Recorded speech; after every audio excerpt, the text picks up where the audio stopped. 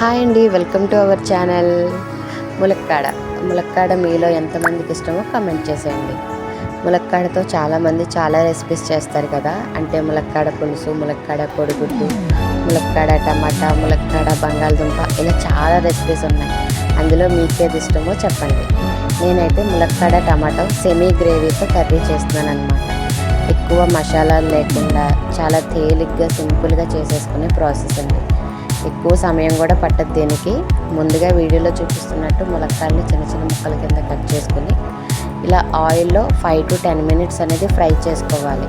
ఇలా ఫ్రై చేసుకుంటే ఆ పచ్చి వాసన అనేది పోతుంది, కర్రీ టేస్ట్ అనేది ఇంకొంచెం ఎక్కువ అవుతుంది.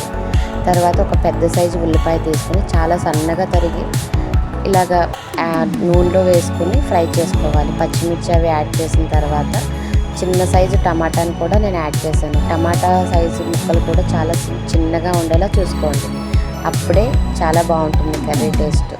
ఆ తర్వాత ముందుగా ఫ్రై చేసుకున్న ములక్కాడ ముక్కలను కూడా అందులో వేసేయండి. తర్వాత నేను మర్చిపోయాను చెప్పడం, ఇందులో 1/2 స్పూన్ అల్లం వెల్లుల్లి పేస్ట్ వేసాను. అది తప్ప నేను వేరే మసాలాలు యాడ్ చేయలేదు. తర్వాత ఉప్పు, కారం, పసుపు అన్నీ వేసి ఒకసారి తిప్పేసుకొని తర్వాత ఒక గ్లాస్ వాటర్ పోసి మగ్గించేసుకున్నాను. ఇందులో గరం మసాలా అయినా మీరు యాడ్ చేసుకోవచ్చు, నేనైతే అవేం వేయలేదు. ఒక చిన్న సైజు నిమ్మకాయ అయినా యాడ్ చేయొచ్చు, లేదు అంటే కొంచెం చింతపండు అయినా వేసుకుంటే చాలా బాగుంటుంది టేస్ట్. నేనైతే చింతపండు రసాన్ని వేసాను, నిమ్మకాయ యాడ్ చేయలేదు. అది మీ ఇష్టాన్ని బట్టి ఉంటుంది. చూడండి, కర్రీ అయితే రెడీ అయిపోయింది. ఆల్మోస్ట్ కొంచెం మగ్గించుకుంటే చాలా బాగుంటుంది.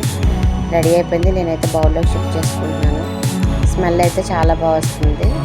మనం కర్రీ బాగుండాలి అంటే ఒకటే మనకి తెలిసిపోతుంది, స్మెల్ అనేది బాగుంటుంది, ఆటోమేటిక్గా కర్రీ అనేది చాలా బాగుంటుంది. నచ్చితే లైక్ చేయండి, సబ్స్క్రైబ్ చేయండి. Thank you, bye bye.